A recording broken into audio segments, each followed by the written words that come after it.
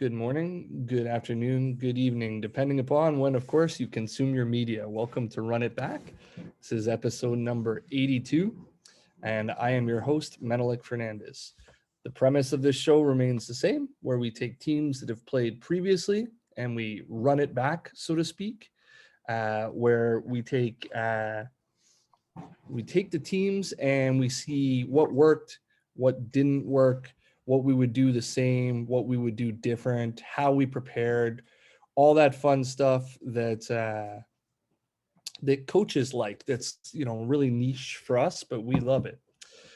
So today we are looking at another international game. I love it because I believe this is actually the 20th country of basketball that this show has covered. But we are taking on team. I'm sorry, Andy. I'm going to mispronounce your team. FoG Naestved. Team FoG Naestved. Naestved. Yeah. And actually over here it's pronounced Naestville. So there you go. Naestville at vaerlose Blue Hawks. And this game took place November 4th, 2021. So we're recording November 23rd. This is actually a pretty recent game. And similar to most of the episodes of Run It Back, I am very fortunate to have Andy Hipsher, the coach of FoG, to join us today and lend his perspective on the game. Andy, if you give me a second, I'm going to try my best to give you a warm welcome and a proper introduction. Andy has been the head coach at FoG since June of 2021. He was an assistant coach at Korahate for 5 months, which is in Finland. He is both a head coach and an assistant coach at Tigers Tübingen, which is in Germany, for a year.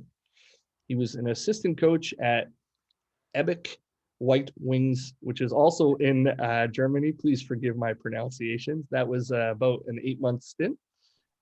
He was an associate head coach at University of Texas, Rio Grande. That was for 9 months. An associate head coach at it's been auto-corrected here. It's not Utopia. It's it was the same school. They transferred names during that time. It was UT Pan American and then UTA. Thank you. Yeah. So that was for a couple of years. South Florida assistant coach and director of basketball operations, 2 years each, so a 4-year stint there. An assistant coach at Western Michigan for 2 years, an assistant coach at Utah Valley for 8 months, video coordinator at UNLV, and a GA at Texas Tech. So not only are you very well accredited, but you have had the good fortune of playing for and being coached by and learning from some of the best coaches in the game. So I am thrilled to have you sit down and be able to share the game with us. And I also want to take a second to give a special thanks in terms of saying you're right in the middle of your season. So I really appreciate the time that you're given right now. It means a lot to me. Thank you for that. Yeah, no problem at all. Menelik, thanks for the warm welcome. It's actually getting a little cold here in Denmark, so that feels good. I know over there in Canada it's starting to get cold too, I'm sure. But yeah, we're on a FIBA break. We just played a game this past Saturday and moved to 7-2 in the league. So we're trending in the right direction. And this is as we talked off air, I think this is a pretty ingenious concept that you have going on here, and glad to be a part of it. I really appreciate that. Thank you. All right, so we'll start here. Why don't you give us a little bit of background about your team, this league, the team that you're playing? Just sort of give us the rundown of everything that's happening over there. As time goes on, I'm slowly learning more and more about the league. But just to give you a quick summary, there's 10 teams in the league.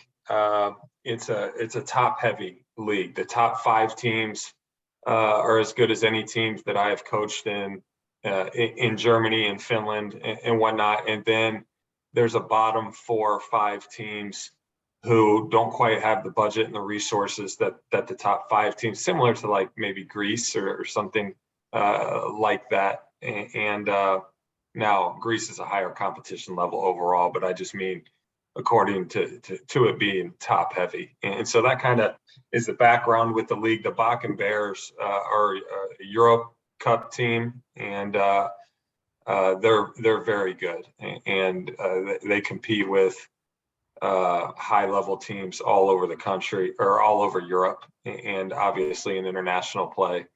So they're the cream of the crop in our league. And then we've got 4 other teams that compete at a high level. And then, to be honest, there's a couple of the lower resource teams that can beat anybody on any given night. So it's a good basketball league. It's a great country. And a little background about my team. We're fairly, in regards to comparing us and the other teams in the league, we're a newer put together team. So with that being said, you know, we've been figuring each other out on the fly somewhat. We had an interesting preseason. I got to play a lot of youth players, but that was because, or at the expense of, some injuries that we had to our vets. So it's taken some time for us to kind of come together and figure out exactly what our strengths and weaknesses are.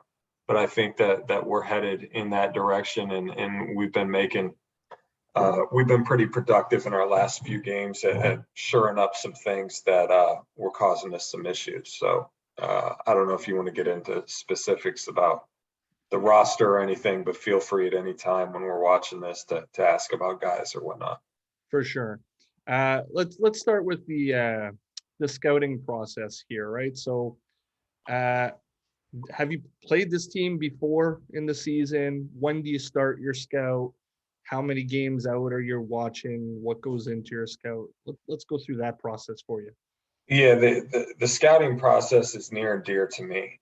Early on in my, well, actually as a player playing for my father, he was heavy into scouting and preparation. And then my first coaching experience was for Coach Knight down at Texas Tech, formerly at Indiana, and he was unbelievable in his desire to prepare for the opponent.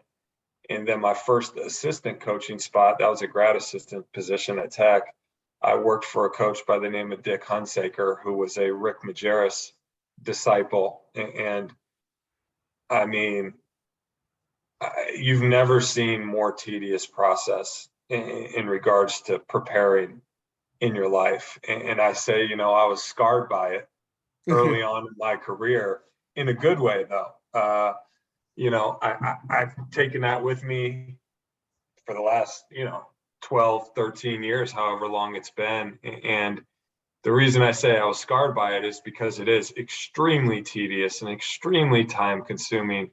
But at the same time, it works. And when you see that, you don't want to leave any stone unturned, because what you see is not only, that preparation working and going into motion during the games, but then you see the end result, which more times than not ends in your favor. And then the best part of the whole deal is seeing your team excited after a win. So yeah, I mean, I never would have thought of some of the things that they look at in regards to preparation and doing things, but was fortunate to have that experience, and have carried it with me ever since. So love it. So talk to me about, for this particular game, what are you doing? What's that process look like?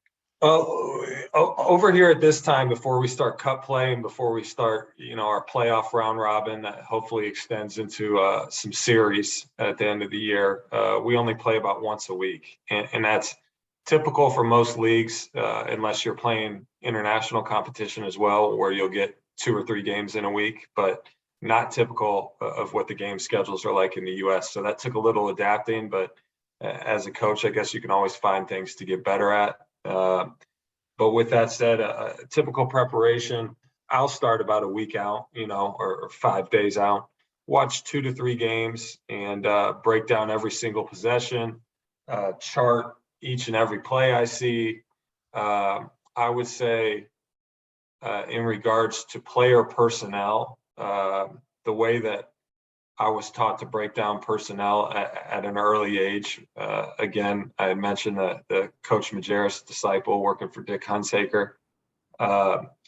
So every single shot a guy takes, it's almost like synergy, and it helps me at the same time. But every single shot a guy takes, was it to his right? Was it to his left? Was it off the dribble? Was it all the way at the rim? Was it middle game? Was it catch and shoot? Was it a step back? Was it a cross up? And so I've got all my little buttons in my video editing software, and I will tag the exact shot that he's taking. And then as I group all those, and normally 2 games will give me a fairly good idea, combined with, his statistics on the year of exactly what he wants to do.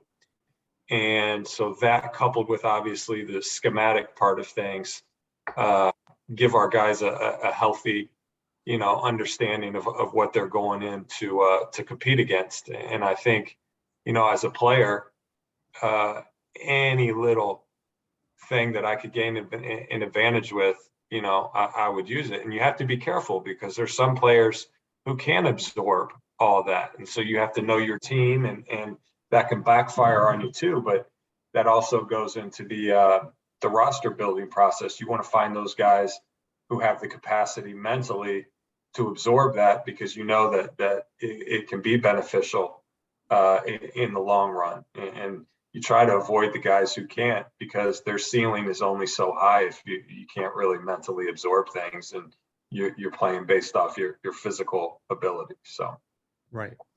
So in terms of that process, is it fair to say that for you, more time is spent on personnel than on actions? Not necessarily. It's 50-50. I chart every single action, and then group it into set plays and quick hitters. Quick hitters normally are something maybe I'll see once a game or coming out of the timeout. And then set plays, I more so group into something that I see ran 2-3 times a game, and even more so looking for things, because there'll be teams that'll run a ton of actions, but I'm trying to limit it in regards to how many actions I'm presenting to the team. And what I want to mostly touch on is anything that goes against our defensive principles. That naturally we instill our defensive principles from day one, and if certain actions just flow into those regular defensive principles, then if I don't need to touch on them, I won't. But I damn sure want to make sure that if there's something that might counter what we try to do, that they're ready for that. Love it. Do you do all of your scout, or do you do like an assistant does a part of it, and then do you guys come together as a staff first, or are you just giving everything straight to your guys? Well, it's a pretty unique situation. I got the job, and I interviewed a few guys, and had a guy ready to hire that was going to be a very good hire in my opinion, and got a call back from our general manager, and he told me because of the COVID and the corona that their budget had taken a hit, and that it was just going to be me solo dolo. So yeah, it's just been me, and I'm thankful again for the experiences that I've had in the past and the responsibilities I've been given by coaches. And I've handled this pretty well. So it's took a little while to get adjusted to, because when you're out there and you're presenting as an assistant, the opponent's information and what they do, you've got it all down, and you're presenting it. Well, then you got to change track of thought. Like, your mental state has to change. You not only have to present it, but then you have to present how to guard it and what you want to do. So you're kind of thinking on 2 different wavelengths at the same time. What are your guys supposed to be doing, and what are the opponents doing? And when you have an assistant and a head coach, it's normally, how it goes. The assistant, it has them down to a T, and then the head coach says, this is what we want to do here, here, and here. So wearing both hats, that's taken some juggling, but it's also tested me mentally. And I think in the long run, it'll be even better for me. So long story short, that's the process. Me You love it. So then what will you actually give your guys? Do they get a paper scout as well as video? And what's the length of both if they do? Yeah, so I'm accustomed to multiple page scouting reports, but then one thing that I thought was very important, knowing the kind of makeup of the staff being me, was to try to be as efficient as possible, because there's more to it than just the scouting report. And my mind needs to be sharp in all different areas, because there's a lot of different things that could or could not, end up resulting in a win or a loss. And so in order to stay mentally sharp, what I've done is I've pulled what I deem to be the most pertinent information in those multi-page scouting reports. And that would include, statistics on the season for the team, a depth chart so guys can see, who's playing where, what positions, and then, some personnel information. And I'm big on, I'll show them in video and personnel what they do and how they do it. But I'm even more so big on how to guard them. Like if I was playing, okay, telling me that he's a great this, he's a great that, like I'll give the guys one word descriptions like shooter, playmaker, in bold. But then in detail, I'm going to tell you exactly how to guard him. Like he prefers going left, he prefers going right, he prefers pulling up left all the way right. And so if they prefer going left or prefer going right, I'm not necessarily putting that on there. I'm saying send him to his left, make him a rim finisher. Like that's it. Like you don't need to know why. Just trust me. And that's how I was as a player. You tell me how to defend them and I'm good. So I think that kind of reduces the length of the scouting report a little bit too, and hits them with exactly what they need to know, which is how to guard the guy. And then quite a bit more actionable. Right. So yeah, a lot of people will present their reports and say, well, I told you he was a guy who liked to go left or liked to go right or liked to shoot. But to me, it's like, well, you tell them that, but then you tell them exactly how you want to take that strength away or how you want to defend the guy. So do that. And so basically it's a one-page summary sheet. It's small typing, but the guys get it. Everything they need to know is there. And it's been pretty good so far. It's interesting because after doing this for almost 2 years at this point, I have become a little bit critical of some people. And like I saw a scout recently of somebody that was in my conference from the most recent season. And I'm like, but nothing here is actionable. It's exactly right. It was like characteristic traits, right? It's like, right. Oh, this guy's a good rebounder. And I'm like, and I'll do the same thing. I'll reverse engineer that in the scouting process. Like when we're trying to build a roster, I'll watch a film and I'll say, because the harder the guy is to guard, the less send him left, send him right, like you're not going to have a lot of those because he doesn't have many weaknesses. So when I'm reverse engineering it, I'm saying, how would I say to guard this guy after I watch? Well, he's a pretty tough cover. It kind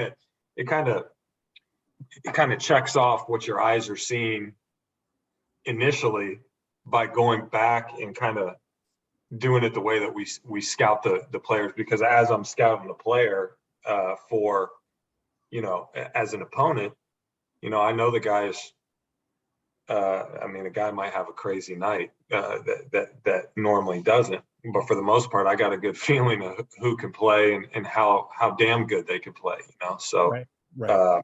The actionable part, I think, is big because you're right. A lot of people want to just write down what they're seeing, but the players, yeah, what's that do for the players? Tell them how to take that away. Yeah. So with what you're giving them, you said everybody gets a copy of the paper. Do you do anything like a depth chart where who's playing, At what point in the game are they going to play? And are all of your players expected to know all the players on the other team, or do they only know their particular matchups? Yeah, that's an interesting concept. We're not as defined with rotational minute depth chart. I'll give them a depth chart of basically who plays what position. But the Right. brand of basketball I like to play is positionless, and not only on the offensive end but on the defensive end. And it's been a process for us to kind of find a rhythm defensively this year, and as we slowly but surely have. A lot of that has been predicated off of switching. And in my opinion, when you switch, you have to have a feel for who you're guarding. So, I'll write a guy down on the position one depth chart, but in today's game, with interchangeable pieces and guys who can do a little bit of everything, I'll just write like 1 through 3 or 1 through 4. And then if you play that position, you have to have an idea. And again, you don't have to necessarily memorize everything they do, but for the most part in spacing, we want to send guys to their weak hand. And for the most part, when you're sending them to their weak hand, most guys prefer to pull up. So we want to kind of take that shot space away and force them to be rim finishers. So it's they can take it and try to apply as much as they want. The guys on your team that are really looking at it and studying it. And so I try not to make it too detail oriented, but for the guys who can absorb that and it's really effective for them, I'll put enough there. But also for the simplistic guys, I try to keep it simple for them too. So it's interesting that you mentioned the switching. Obviously, there's a lot of switching in this game, but I saw a few possessions where there was some drop, and I think I saw like a flat and over one time as well. So like the big was basically at the line of the screen, and the ball defender got over and got back. Yeah. But my question would be, if there was a spectrum of we do what we do and we do it very well, and at the other end of the spectrum, it was we can do anything. We're a jack of all trades.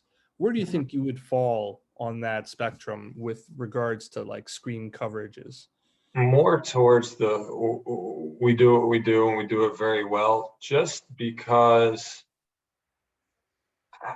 but with some flexibility. I think the switching is what provides flexibility. Like I don't have 2 or 3 different ball screen coverages. Like if my initial ball screen coverage doesn't work, then we'll switch. Because to be honest, when you're rotating, all you're doing is negating that rotation by a pass or two.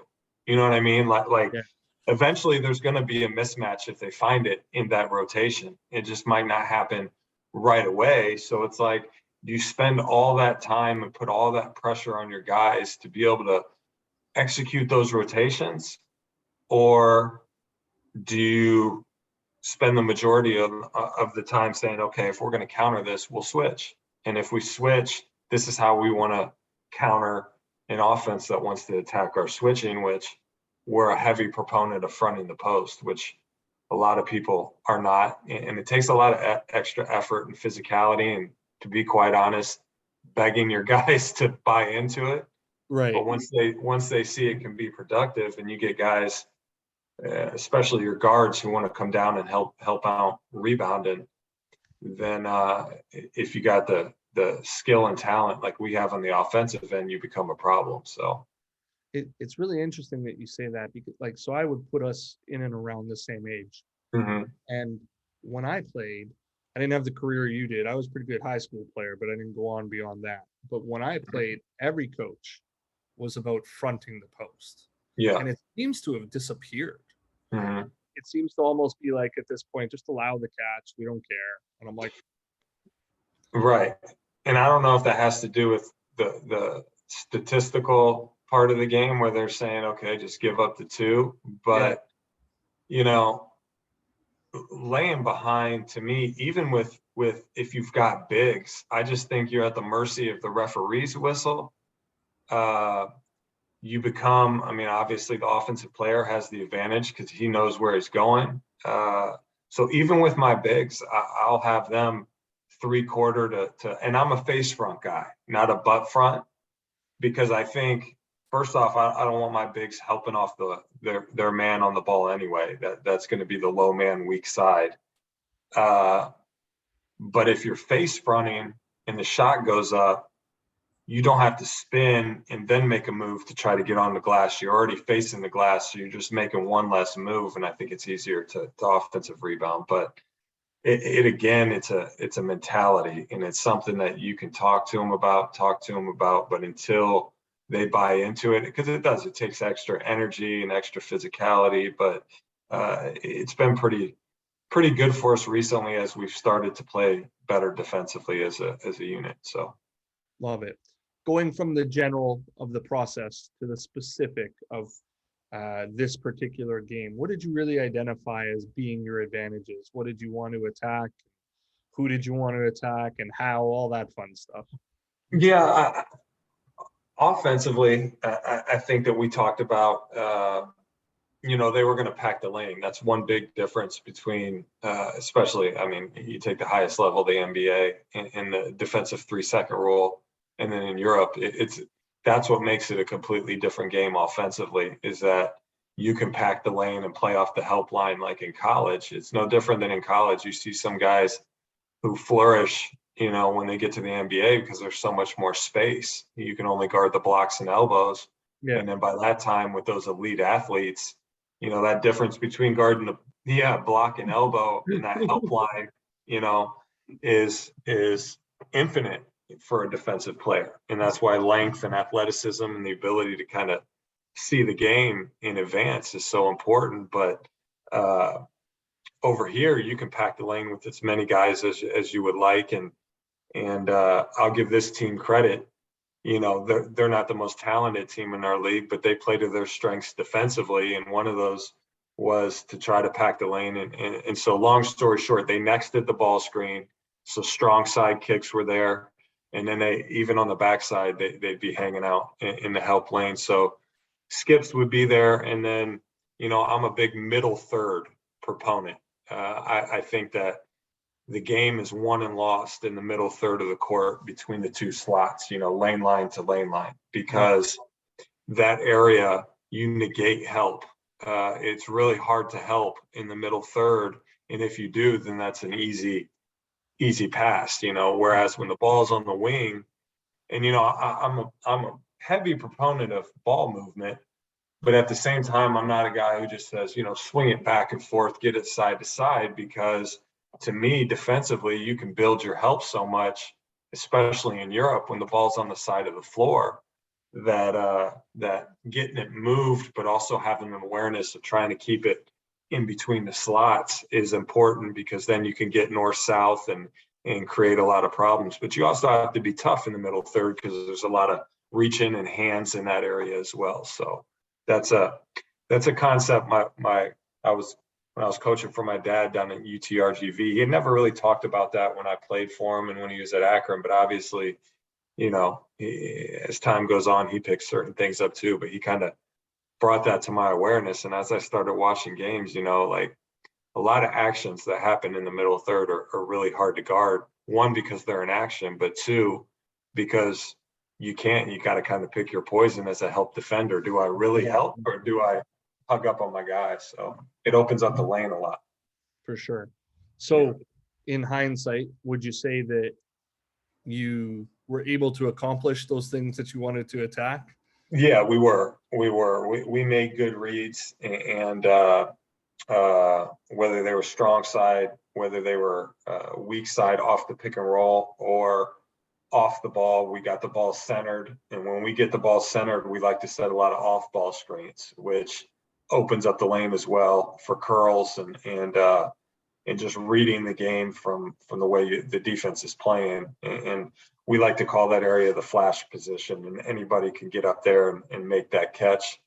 And then we like to screen off the ball onto that as well. And obviously we'll accept an on ball too. So Yeah, we did. We did though. The first quarter of this game was kind of, and I told the guys when they came over to the bench, that it was kind of, the team had their little sellout crowd. It was a good atmosphere. They were amped up to play us. It was kind of like their Super Bowl.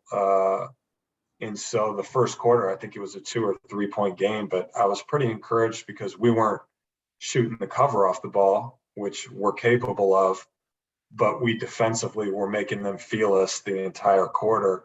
And I told the guys, it was like a boxing match. The stud just doesn't walk in and knock the guy out. He kind of loosens him up a little bit. Right. And I thought that first quarter defensively, we were connected. And sure enough, then the second quarter, I think it was like 32-16 or something like that. But we were playing the right way. And some of those things offensively that we talked about, kind of the ball started going down for us. We were getting good looks in that first quarter. It's just a matter of making them. So in that second quarter, Mhm. it was 19-17, and I'm scrubbing, looking for Right. clip. Right. And then the next time that I looked at the score, it was 42-23. And I was like, so they've scored 6 points. Right. They're 24. I was like, ugh. Right. Right. No,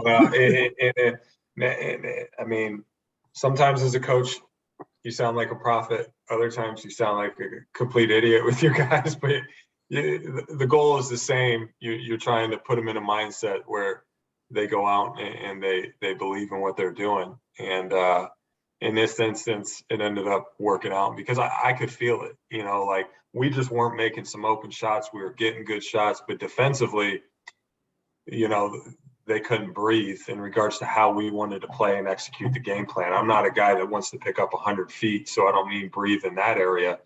But I mean, once we engage and we get into what we want to do, we were sticking to them pretty well. And it was just a matter of time.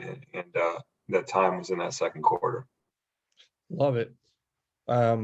What's your philosophy on things like offensive rebounding and pace of play that you want to play? Pace of play is a buzzword, everybody wants to play fast. Yeah. My whole deal is you can play as fast as you want, as long as you're playing disciplined. If we're going to start throwing the ball away, we're going to start getting sloppy, or we're going to use playing fast as an excuse for making errors, then we're going to slow it down. We're going to play a methodical pace to the point where we're not making mistakes. So it all is predicated, in my opinion, off how many errors and mistakes you're making. Every possession. Sometimes I have a football mentality when I'm coaching basketball, and I think some coaches that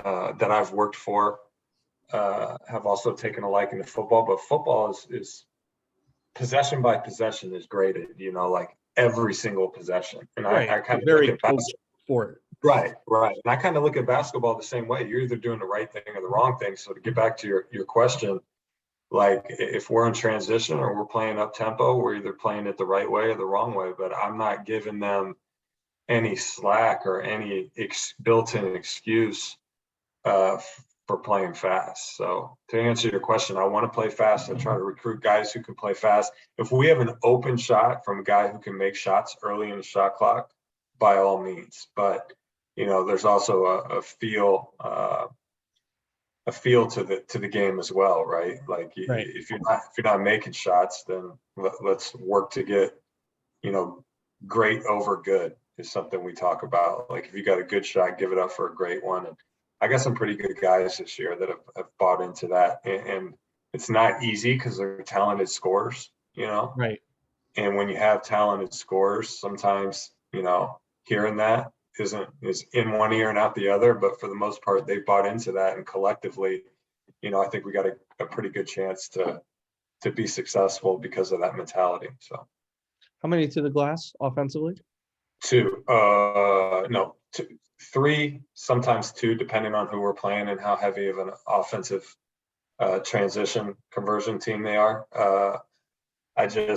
My hardest deal right now is getting, if that guard takes a shot, getting that wing who necessarily normally crashes to get back. I just think professional basketball, high levels, college basketball, it doesn't matter. Like, transition is such a vital part of the game. And I know there's different ways to approach it, but the way I was taught was that first guard gets back and protects the hole, and he's the director. And then that second guard is absorbing the ball and at all costs, make that offense play in a half court situation and not at an advantage in transition. So, Right. yeah. Like, excuse me. And There you go. yeah, I like the football reference. I think it's a natural segue to this question that I ask often. When you have your game plan and it's not going the way that you had planned, Yeah. how long will you stick with it before you throw the audible? Yeah. I like to think I'm pretty flexible. I'm not one of those like ego driven. If we don't get it done the way that I thought it should be done, then that's not going to satisfy my ego. It's win at all costs. And if I see something that needs to be changed, whether it's a personnel situation or a schematic situation, we're going to do that sooner rather than later. And then I'm also a guy who's very open to communicating with teammates, because even as a player, like, you don't see certain things as a player that a coach sees through his eyes, but also as a coach, you don't see certain things that a player sees through his eyes. So I think it's important that they understand that the way they deliver their message first and foremost, and the timing of it. Like, if there's something you don't agree with, or if there's something that you see that we could do better, it's no different than in the business world. There's a time and a way to deliver that message. So we talk about that first and foremost. And then we also talk about, the pride factor. I'm the ultimate decision maker. And if you tell me 100 things and 99 of them, I don't choose to do, you can't take that personal. But you know what? Because you didn't take that personal and you told me the 100th thing that I chose to do, that might have won us the game. So it's all about how you manage that communication. But I think listening to your guys is important, because they are out there and they see things you don't see. Hey, it's interesting that you make that comment about like the vice versa element of they don't see what we see as coaches, but we don't. Like, I had a player, I can't remember if he was getting burned a lot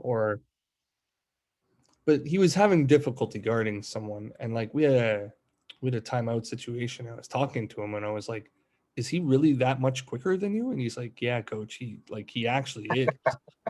and it was wild to me, because in my mind, like, I couldn't see that disparity, because like the guy on my team was pretty good athlete. Right. But he was just like, when you hear the words from the guy, like, no, coach, like, this guy's giving it to me out there, right? Like, so, we changed coverage and started forcing the ball out of his hands, etc. But like, just like you said, you got to listen to your guys for sure. Right.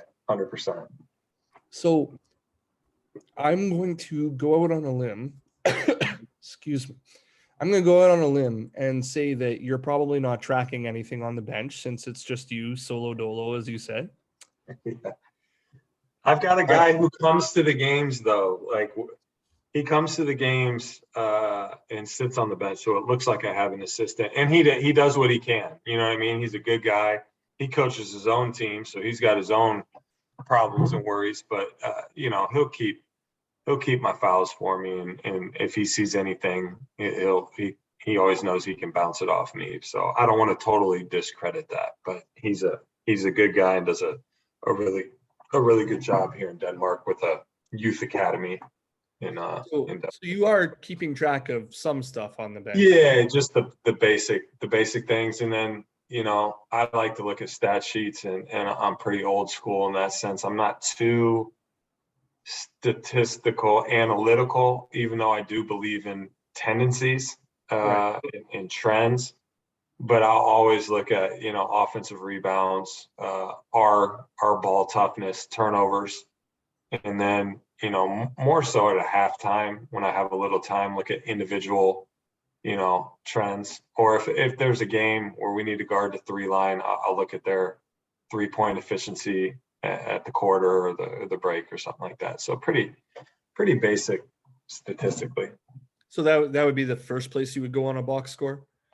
Yeah, it would be offensive rebounds for the other team and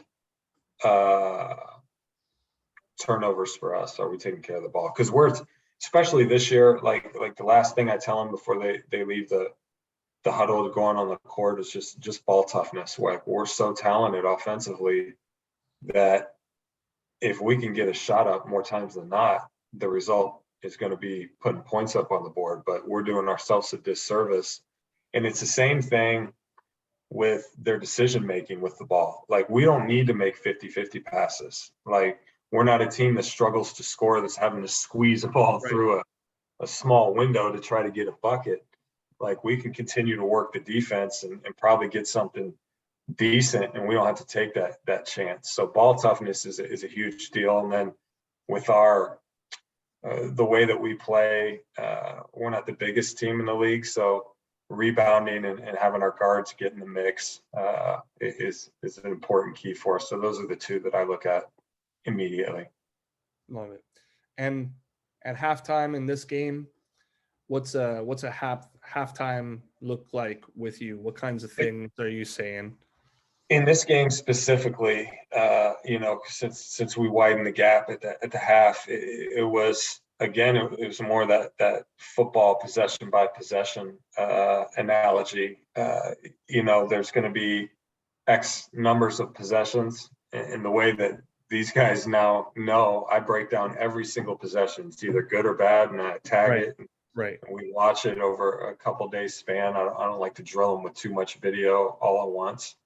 But sorry to interrupt. Are you using sports code? Is that what you're? No, it's a similar deal though that I've become accustomed to in Europe. It's called Naestved, and it's based on Spain, but it's the exact same kind of idea with the coding and the tags and the matrix and all that. So and you can use it on PCs or Mac. So nice.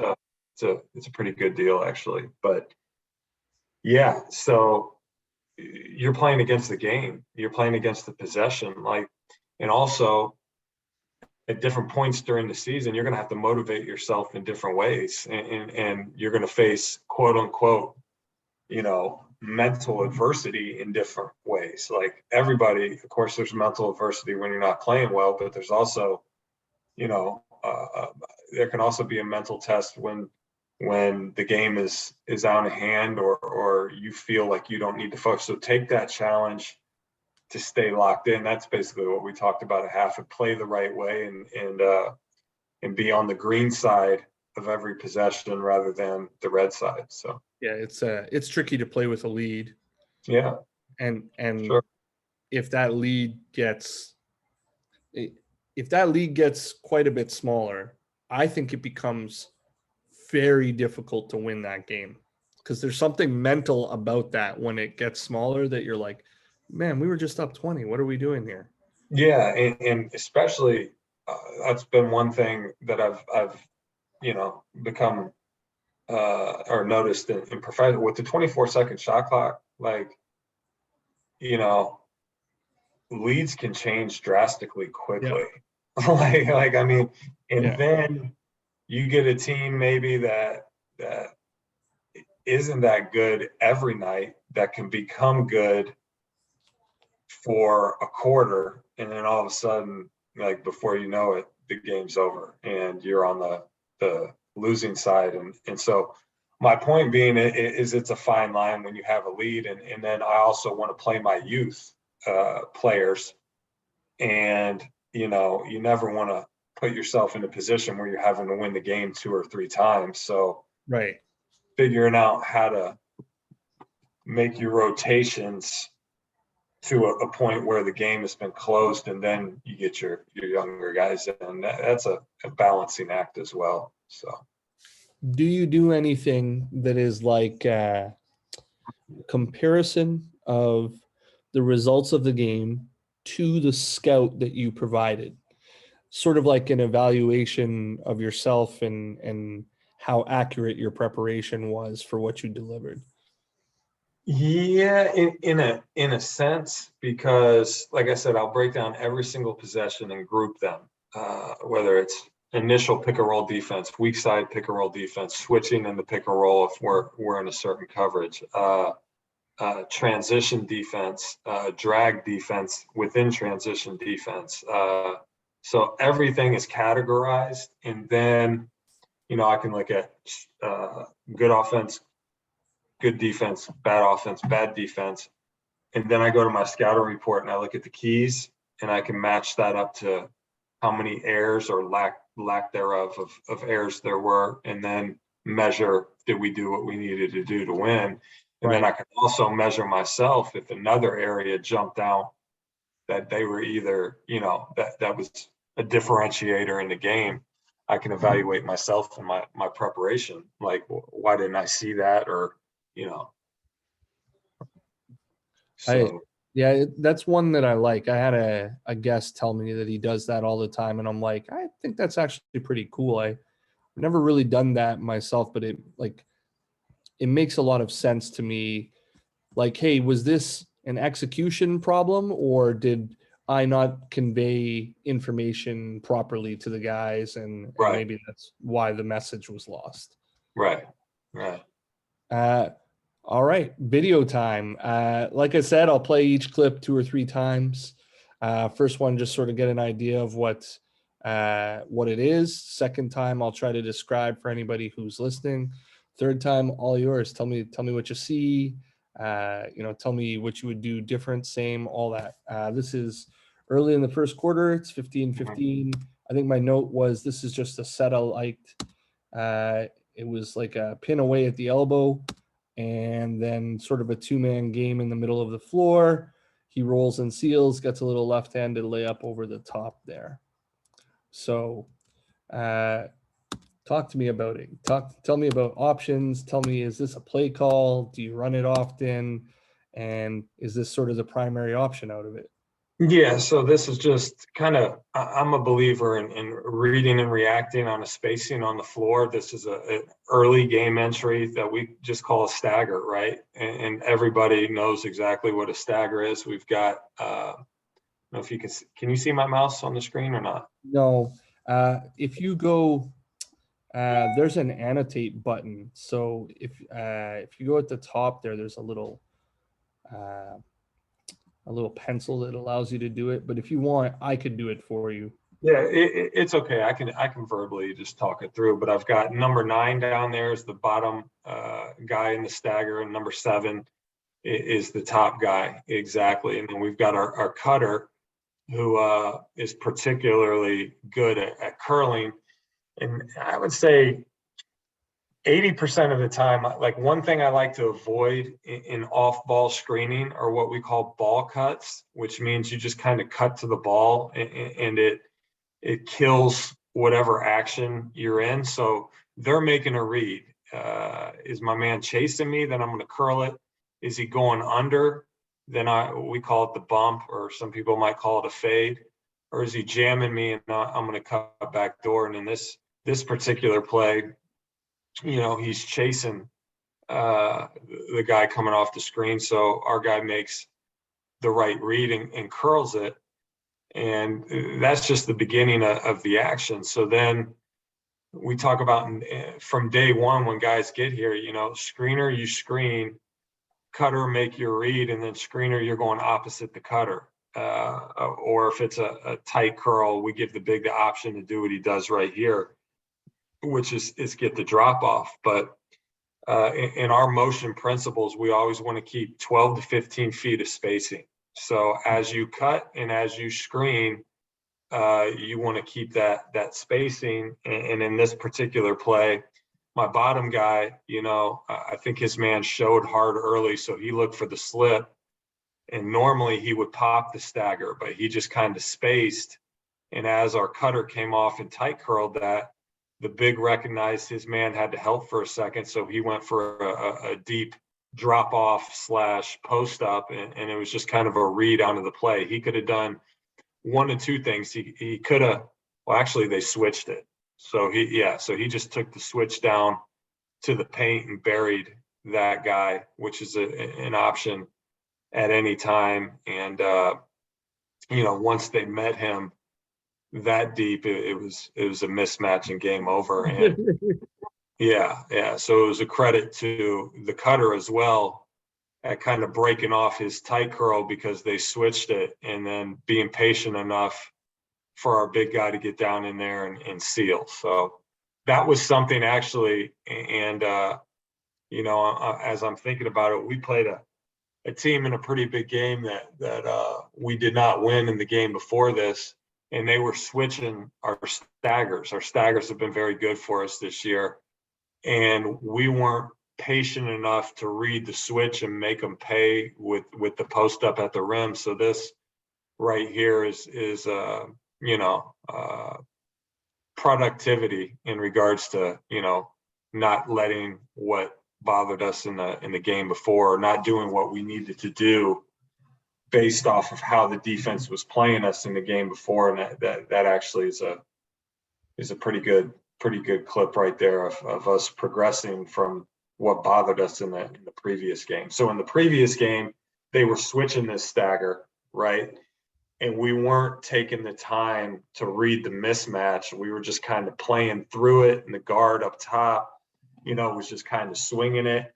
And then they were staying connected to us without us, finding that and making them pay for switching. And obviously in this play, we didn't do that. So, but yeah, that's an early game action that if we call it, that's great, but our guys can just flow into that action based off their spacing on the court. One thing I'm big on is you never cross court in transition to balance the floor.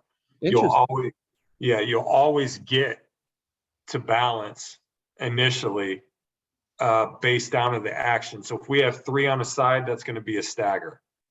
And then they'll naturally balance the floor rather than having a guy cut across the floor and screw up your spacing with whatever strong side action you have going on. So as you can see, the tight curl, we're right back. This guy spaces to the corner. We're right back to a balanced court.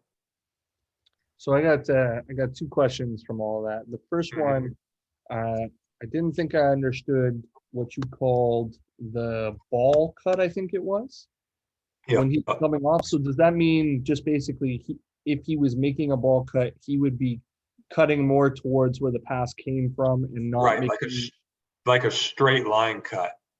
Yeah, and then because of that, losing any advantage, allowing the defense to recover because he's more almost losing any advantage, and then also losing the secondary advantage, like the action that can occur out of the stagger. It just stagnates the action by making that catch, when in actuality he could tight curl it, and then the guy who makes the catch is the big, which is putting the defense in a compromising situation then, rather than being easier to guard in the straight line ball cut. And it ruins your spacing too, right? Right. And then my other question was, as he's coming off of this curl, the gentleman that's under the rim, that was the first screen in the stagger who flipped out, does he always have to exit in this direction that he goes, or is this a read based on something? Well, that was a read because he tried to backdoor, or not backdoor, but he tried to, we call it like a zip cut. Yeah, like a backdoor cut early on when his man showed hard. Because normally what we like to do is pop the stagger, which means the secondary action comes off the stagger. Now, you might say, how can you get to the secondary action if that guy's not ball cutting to make a catch? Well, the primary ball handler will deliver it to the guy who pops the stagger, if that makes sense. So if this guy doesn't deliver that curl cut, then he holds on to it, and we've got number 7 screening for number 9, or vice versa, working out of that stagger, which we call popping the stagger.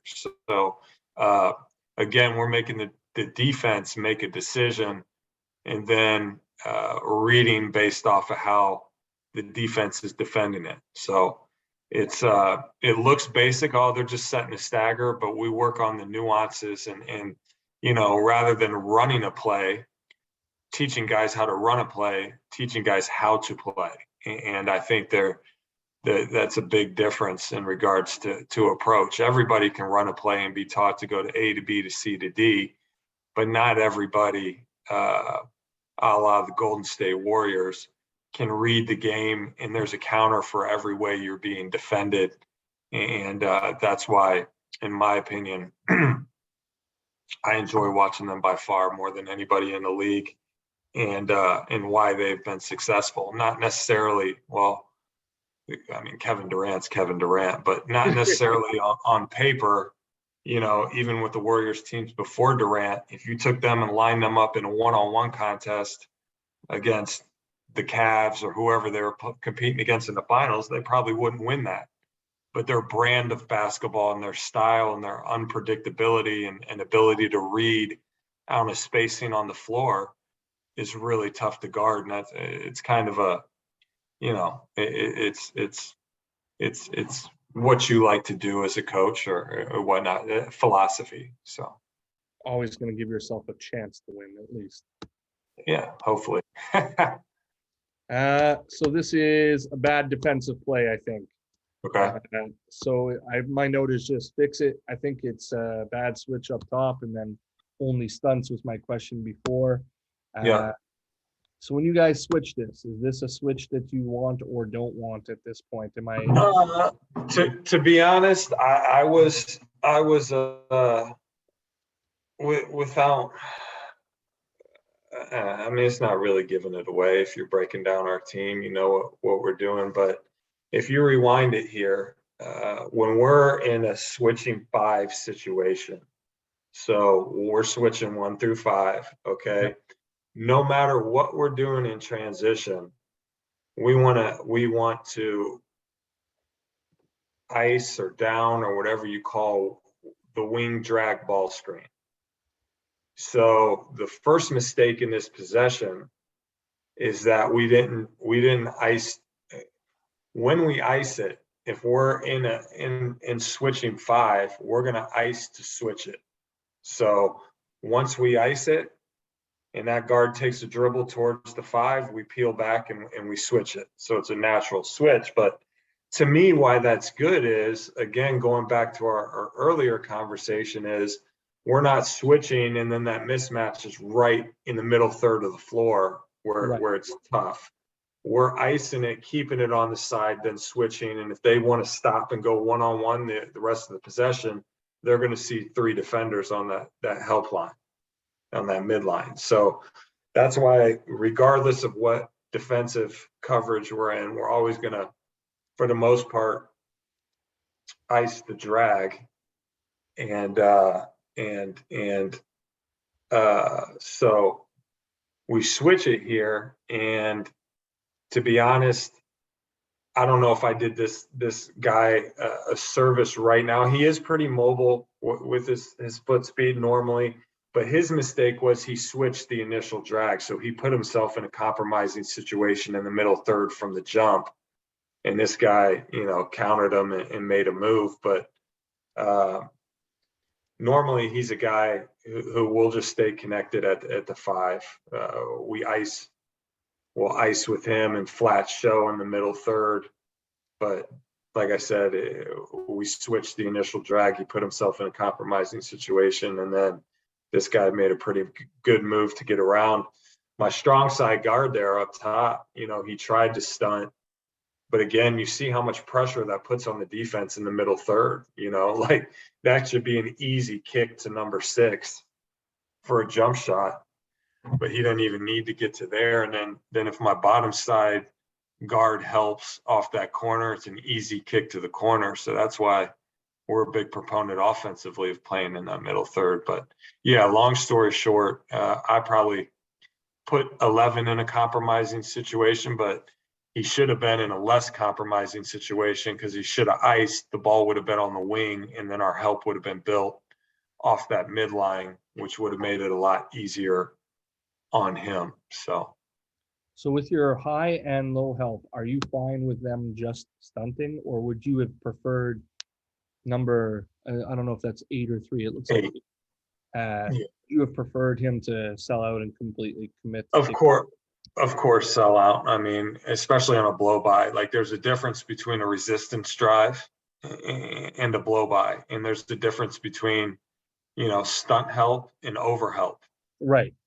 Right now, if that's a resistance drive and that guy is between him and the basket, he's just influencing him to his left hand. I don't need 8 to sell out in over help, but that's a blow by. His numbers are on the rim, and the defender's nowhere to be found. So yeah, he needed to sell out there. But again, that's a pretty compromising situation to your defense. Heck, the guy who possibly could have helped is the guy on the I don't know if the ball's so centered. I don't know which the right block. I Yeah. guess he could have maybe helped. That became weak side as he drove. But yes, on blow by help, we want to sell out and we want to avoid blow bys at all costs. We're not influencing to straight lines, if that makes sense. You know what I mean? Like some guys, they teach we're just going to force the ball here and funnel it here. I don't want anything in straight lines. So as much as you can stay connected and resist one-on-one, the better, our help will be, the better recovery will be, the better one-on-one defenders you have, in my opinion, the better your overall team defense is too. So we're not, even if we're influencing left, we're not influencing in a straight line left. We're gonna shade, a little bit and then try to stay connected. So Got it. Next one. This is a defending in the half. My note is just, what did you see? Close out teaching points. This was just an interesting set that they ran. I think this is the start of the second half, roughly. Nothing too unique about it, but for anybody who's listening, the ball gets reversed to the point and then swung back to the wide offensive right slot. They punch it into the block, and when the ball is in the block, your guy is basically under the rim, so really long closeouts, and he misses the shot. But talk to me about the way you played it, what you like, what you don't like, all that stuff. For sure. So this team, was more of an entry team into their offense, and which is what honestly how I prefer to play the game as well, not necessarily run like 30 different cuts to get to one action, but they just get to the action quickly, and then they were spread ball screen team. So if you rewind that to when the 5 catches it in the flash spot in the middle third right here, he had the option strong side is going to be this flare into we call it an advantage screen where after the guy sets the flare for 12, he screens on the 5's man to gain an advantage in the side pick and roll. Here he doesn't decide to do it. He just spaces out and posts up and reads the game. But if that center wanted to go to the strong or the weak side, so he caught it initially, wanted to go to the weak side, it was going to be like a Euro motion cut, backdoor into a handoff for that guy in the loaded side corner. So he would cut anyway, and then he would come to the handoff. Yeah. Right. Anyway, they chose the flare side, and going into this, we were going to switch the flare in front the post. We didn't necessarily get to the front, so they read it, because you see the big coming in to set the ball screen, but they did a good job of reading the game too. So they read it and throw it in the post. And here's where my two-side defense made the error. So whenever we're on a two-side help, once we make that commitment, or once we make that declaration, we commit to it. So number 7 is in the right position. He was low side on that, and he committed to being the rim protector. And my guy in the weak side corner needed to be splitting the difference between those two guys. And then he takes the first pass out. Instead, they're on a level playing field right now. So it stretched my guy 37 on the closeout, even though that wasn't his closeout. And we get there late. So that was the defensive breakdown in that situation. 37 had the rim. I needed my guy in the corner to take a step up and split the difference on that weak side and then take the first pass out, and they would X out. But instead, they were both flat, and that's why they ended up getting the shot on the backside. So, in summary, on your two side, Mm-hmm. either of those two guys can be the person committed to being the low man. They are just expected to communicate, "This is me. You have full closeouts," type deal. Right. Well, normally it's the low side. The low side on the two side has the rim, but number 7 made the decision to take the rim because he had a little bit more size, which Right. no, I think that's another level to it, and I don't think we're at that level. So I prefer just to be in the right positions first and foremost. Rewind that. I don't think those guys interchanged, did they? No, they No, didn't. they did. He just So to be honest, the strong side or weak side corner guy, number 7, I think he is, should have had the rim, and then my big should have been splitting. But he tried to communicate to him as you see it. My guy just didn't absorb that communication, and he stayed too flat, which put 37 in a bad spot. So when I watched this the first time, I almost thought that this was scout specific, in that you guys didn't care for this guy's. Yeah, it would look like it, but that wasn't the case, right? In the way I've taught it so far, if you rewind it, right now, okay, go ahead. Let me know where you want me to go. Sorry. Okay, go ahead and play it. And stop it. Okay. But like we talked about, initially, that should have been the guy in the far corner's rim protection and the top guy's split. Now, any action that occurs on that weak side, we just zone up. We're not interchanging. Once you commit to the weak side, you're committed and you guard those areas, and then you work on, where the ball gets skipped to, and you're going to X out. And the thing 37 did that my corner guy, my weak side corner guy, did not respond to was he said, okay, I'm the bigger guy, so I'm going to take the rim. And he communicated it early, and my other guy should have been a little bit, higher on that split, and then he could have gotten to that pass. But instead, they're on the same playing field, they're same plane, and so it takes him forever to get out. But it wasn't scout specific, though. It would look like it, though. And then the last question, it's one that could possibly go on for hours sometimes, but talk to me about the closeout. What do you teach? Are you a chop foot guy? Are you remain athletic? Are you same hand to shooting hand? And how does this rank with what you teach?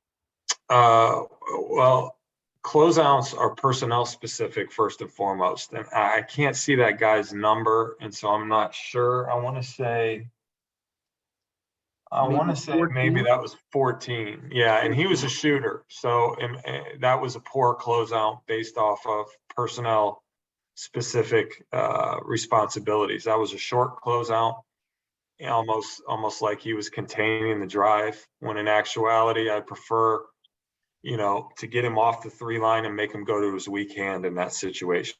And we talk about disciplined closeouts all the time.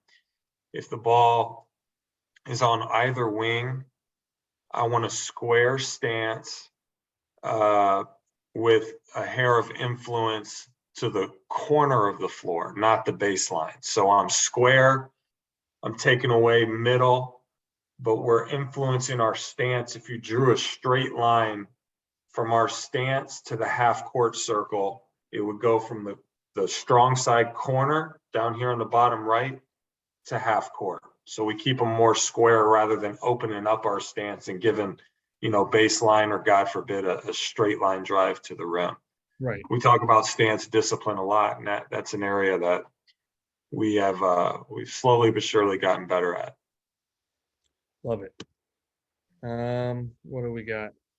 This is, they ran Spain. I only saw it the one time in the game. Yeah. did you have it scouted? Would you guard it the same way again?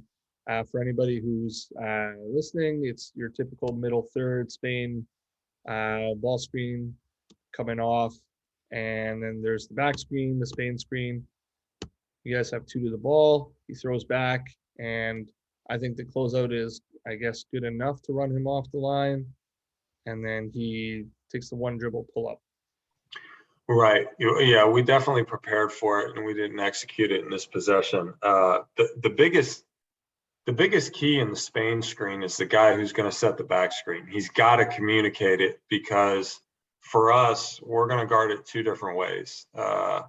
If option A isn't working, then option B is to just switch it all. But actually, there's 3 different ways. We'd prefer to ice it, and then we take it out. We take them out of pretty much everything, and it's pretty easy. But if we don't, and they get to it and they turn the corner like they do here, okay, we want that big to jam up on the center. He gets no help. And then the 2 guards switch. The big doesn't jam, though. He goes with the initial ball handler. That could be for two reasons, and one is probably because he doesn't know it's Spain coverage, and that has to be my guy setting the back screen's responsibility to scream out Spain. And once the big hears Spain, he's going to jam up into 25 and fight him through that back screen to the rim. And then we've got my one side on the weak side who will tag just in case there's, a delayed recovery. Right. And then my 2 guards down top will just switch. You know what I mean? Like that should be my guy setting the back screen 15. Okay, my guy guarding the back screen or 15 should jump out and take 12. And then my guy guarding the ball, number 1, should take the guy setting the back screen. Yeah. And 22 jams through and stays with 25. And if there is a second of separation because there's a back screen, I got my guy on the one side and the weak side help to tag for a second until the big recovers down on top. Then if we're getting burned then repeatedly, which we haven't necessarily so far this year, the guy on the bottom calls out Spain. So we know Spain's coming, and we'll switch it all. So we'll just switch the first one, then we'll switch the back screen. And yes, there'll be a disadvantage, a mismatch at the rim, but we're going to face front that too. And by that time, there's probably 8 or 9 seconds run off the shot clock, and we survive. Right. Yeah. It's interesting because it looks like your big is just trying to play drop, and then when comes off of the screen, he goes to follow. But like you said, you can tell that there's not the "hey, it's Spain" communication at all, because briefly all 3 go to the ball. Right. And that was a breakdown. And 22 shouldn't have been in the drop. One of the things that we don't have great size, but we have athleticism and quickness. So we want all our flat hedges to be level and level to the screen. And then we want to move in our stance in a lateral fashion. We don't want to open up and let them gain a corner or an advantage. So all around, we had multiple breakdowns on that possession, and still somewhat recovered and stayed connected. But that was definitely on the bad defense at it. Sorry. No, it's fine. This is just action that I like. I call it Chicago pin down handoff stuff. Is it a play call? Talk to me about options that you have out of it for anybody who's listening. Basically, they cross half. They reverse through the point. You called that point the flash spot. I like that term, actually. I'm going to probably keep that. Sorry. Yep. So through the flash spot, and you get the pin down handoff action. He comes off, he lights it up. That guy is pretty butter off of that action. I think he made 3 of those that I saw. Yeah, he can really shoot. Mm-hmm. Yeah, so this could be a play call or an early entry. We call that a flash pass. So anytime the ball is thrown from the wing to the top, that's a flash pass. And if we're in flash game, okay, this guy this guy has the ability to read this. He doesn't necessarily have to do what he did here. But because we were in an actual call, which I won't give out the call, but that was the action I wanted to force feed. So you kind of see the difference of what I'm saying. Like normally, if he catches that in flash game, he could go one-on-one. These Right. guys could screen and he could make the pass from back here. But in this action, I dictated exactly what I wanted. And so it was a tight blast type of action, which we call blast. Anytime you have an off-ball screen into a handoff screen. So those two different types of screen, the guy comes blasting off. And they made the Cardinals sin here. If you tighten your blast up, like some teams, they like to screen that first one and wait for the guy to come up off the top for quote unquote spacing purposes. I like to keep it tight because the only option this guy has is to chase it. Because if he goes under and tries to stay it or switch it, it's going to turn into pinball back there, exactly like it did. Yeah, well, And look the how guy's far gonna get under he away. is. Like he got killed on that. Right. The only option you have is to chase like hell off the top of that. And then you can get to your secondary actions where, you know, if the guy's behind, he can slip out early for the lob, or he can go screen away off that, pop in the stagger.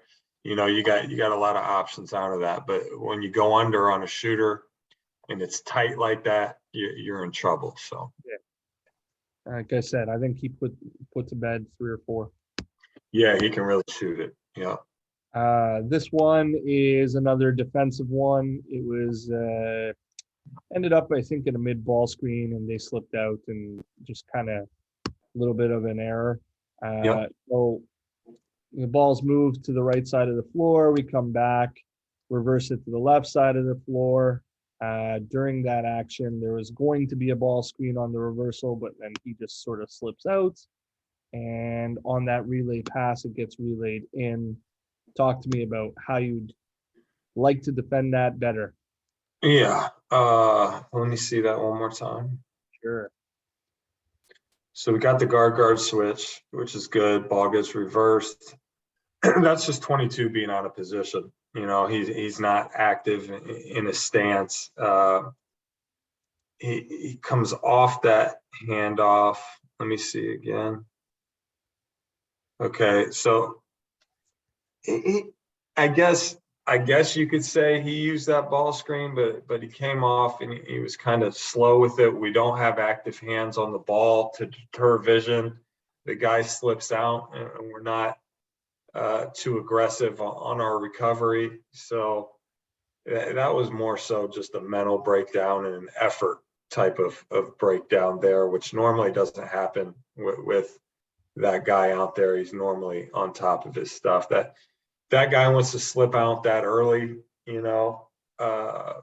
12 down there should have a little bit more awareness on his tag responsibility too. But long story short, everybody out there is just a little bit too lackadaisical in regards to their aggressive-ness to defend on that possession. I mean, well, you are winning by a lot at this point, so sometimes. Yeah. But again, back to what we talked about earlier, every possession is either the played the right way or not. So right. I think that was a team possession that we could have done better for sure. This was a set that I liked from you guys. Yeah.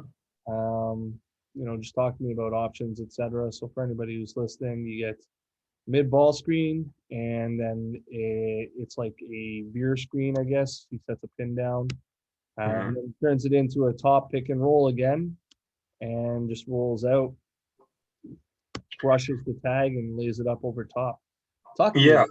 Yeah. So it was actually supposed to be a Spain action, but it's our counter off of Spain. Instead of setting the back screen, the ball screener sets a down screen on the back screener.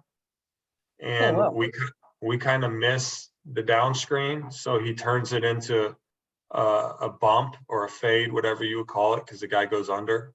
And then our big just naturally steps up and sets the ball screen and rolls. And then what I like is I love off ball action. So like my guy in the corner, the left corner down here comes and sets a flare.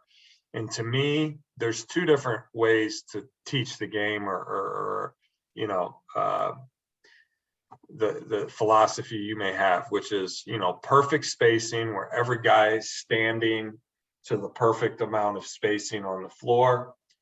I'm more of a occupy the defense type of philosophy. I think that this flare screen over here occupies these two guys for a split second, and therefore allows that guy down there on the roll.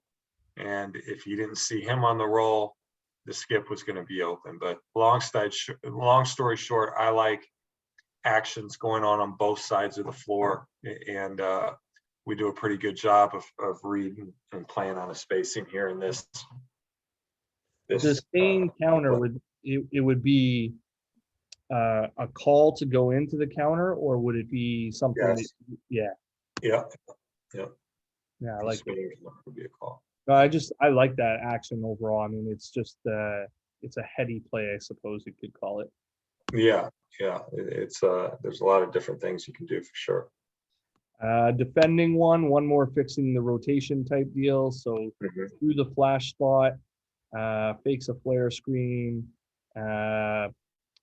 left-handed drive, kicks it up top, shoots basically an uncontested three.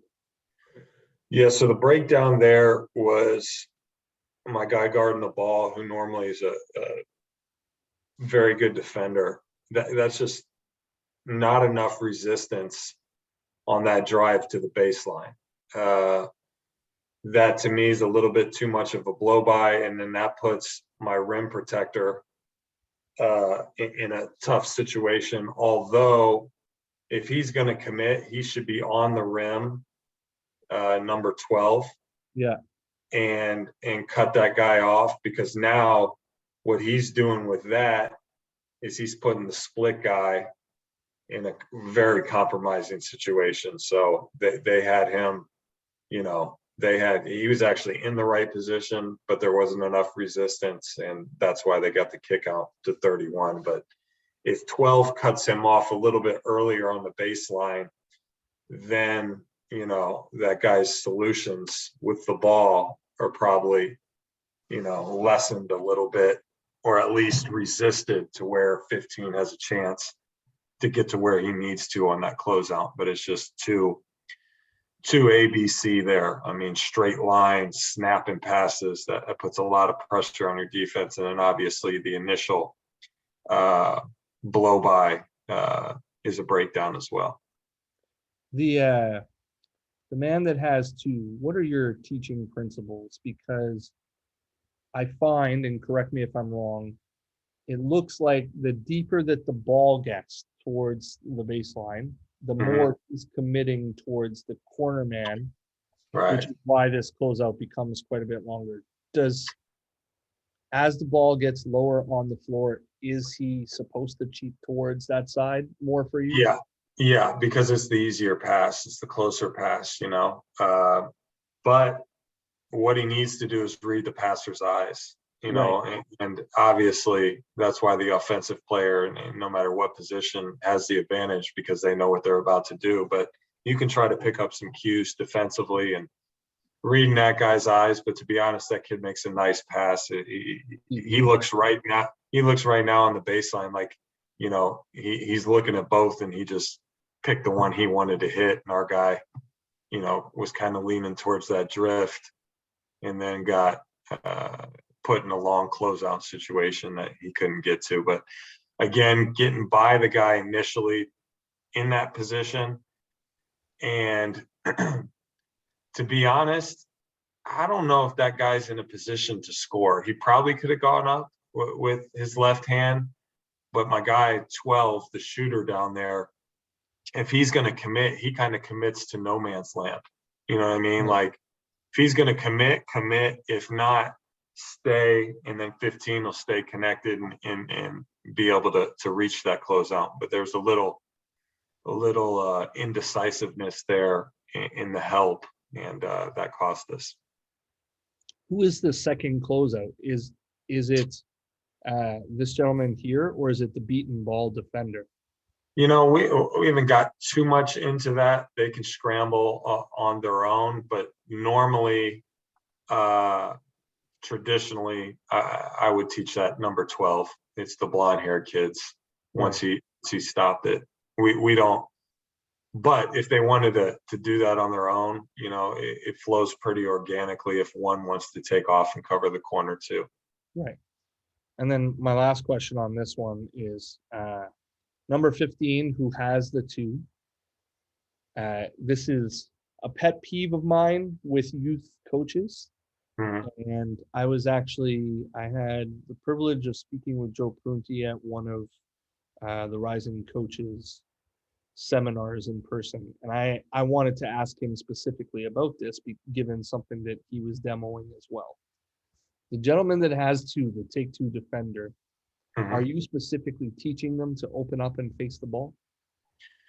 Because a lot of youth coaches are still very much back to the baseline and, you know, keep dropping and pistols and all that kind of stuff. And I'm like, every time I watch the NBA, pro basketball, pretty much anything around the world, this defender is opening up and facing the ball, and it makes it faster, in my opinion. Yeah, you know, I go back and forth with that. You can do it. I'm a head on a swivel guy. Like, I don't care where your body positioning is necessarily, but if you can somehow, some way, you know, keep that head on a swivel so you can kind of see both. I know easier said than done, but because what that negates is a burn cut, you know, from the 45 or a backdoor cut from the corner. And even sometimes when our rim protector, we call the two backside, the two side, there's rim and split. One guy's got the rim, one guy's got the split. And my rim guy, you know, he'll have awareness strong side, but sometimes he doesn't keep an eye on his corner guy and he cuts behind him. And, you know, if you keep your head on that swivel and kind of see both, you know, you can get to where you need to be. But, you know, in the position he's in right now, it's not a bad position either. And I understand, you know, your thought process. I don't really want them to have their back to the baseline, though, because, I mean, it doesn't matter. Head on a swivel is what we teach, and try to have an awareness for both. Again, easier said than done, but at least he's in the right split position to try to make a play at this point. But then one more step, he gets too far towards that drift corner and then he's out, and we got no resistance on the passer. The thing about defense to me is that trying to get guys to understand that everything is connected. Like, when I'm talking to one guy, you know, it's not just because I want to talk to you, but it affects the rest of the four guys out there on the court. And if, you know, you want to see your teammates do well, then don't put them in a position where they're trying to cover for you all the time, and vice versa. You know, if I got a guy that's out there playing great ball pressure and he's playing against a guy who's a damn good player, you know, he's going to try to resist as much as possible, but you need to be in a help position. You know, we always talk about ball dictates position. There's only one guy guarding your man, and that's the guy with the ball. Everybody else is in a position in relationship to the ball. So, you know, you're not doing your guy any favors by not being in a help position, especially if he's guarding a really good player, you know. So everything is connected all the way down to the rebound. Like, the less stress you could put on your defense, rotational wise, that's why I hate, like, well, we're going to keep them on this side of the court and we'll give them, you know, like if the ball is thrown to the corner, some guys will really turn that hard and only give them the baseline, but they'll give them a straight line drive. Straight line drives put so much stress, in my opinion, on your defense. You can influence, but there's a difference. And again, we want to try to stay as connected as possible all the way down to the rebound, because if you're in rotation, we always talk about it with our bigs, like, the better screens you can set, even off the ball, the more times you can get your guy to help, you're going to have free runs to the rim for at least an offensive rebound or a drop off. Like, you can pencil in 6 to 8 points a game on your stats by just doing that. We don't even talk about if you've got some back to the basket game or, you can step off and knock down a 15-footer. You can just set great screens alone where your offensive man is put in a position to help, then you're going to dominate the glass and get easy baskets. So Love it. Yeah. I think this is the last one here. Cool. Yeah. So this one, it's a staple on my show. I ask it every week. Transition threes, yay or nay? And if yes, you get kicked off a little bit there on that clip. It sort of, but if yes, what do you have to do to be able to shoot it in your offense? One, you got to be a good shooter. Two, it's got to be an unchecked three. We're all about, getting check. There's check shots and unchecked shots. If we're shooting check shots, more times than not, the defense is probably winning. Unless, you're in a butter situation under 4 on the clock, I'm all about check shots. But if it's early by a guy who can make shots and it's unchecked and we've put the pressure on the defense in order to get to that spot, then I'm good with it. And obviously there's the flow of the game and time and score that always, factors into that as well. But do the guys that are the good shooters, Mm-hmm. do they start off, everybody has that ability, and then after a little bit, you're kind of like, yeah, that's probably not yours. Yeah, exactly. Yeah, I think that's where, a coach comes in to play as well. If a guy doesn't understand whether he is or he isn't, then you need to make that assessment. I try to give everybody equal opportunity, but once, those stats don't lie. Video doesn't lie, stats don't lie. So once those kind of bear themselves out, guys know who should and shouldn't be taking those. And if they don't, that's my job to inform them in a kindly way, as kind of a way as possible. And then if they don't respond to that, then that kind becomes much, much more assertive. Yeah. Hey, remember when we were having a light conversation? Yeah, You're going to do this now. Mm-hmm. Well, it's all I got from the clips. As I said, I am most thankful to be able to sit down. You're right in the middle of season. I really appreciate that. And this was awesome. I always love being able to learn from new people. And to all the viewers, I hope you continue to find value in this as I do, because I think yourself included, Andy, I've got to meet and learn from some fantastic people while doing this. And good luck with the rest of your season. You got a fan over here now. I'm definitely gonna check in and see what's going on. Cool. But really, really appreciate you taking the time. Thank you.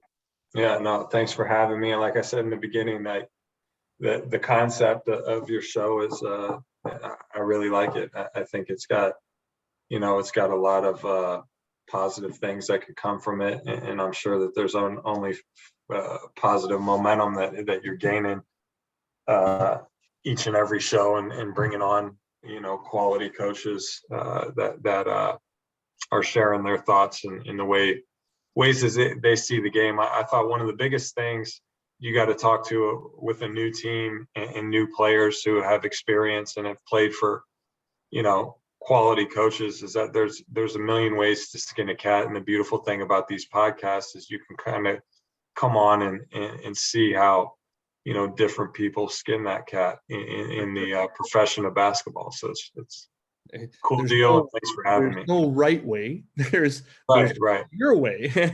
right. Yeah. Right. So yeah. No, I love it. Appreciate. I'm going to stop the recording. Hang on for a minute or two if you don't mind. Sure. And I'll see everybody next week.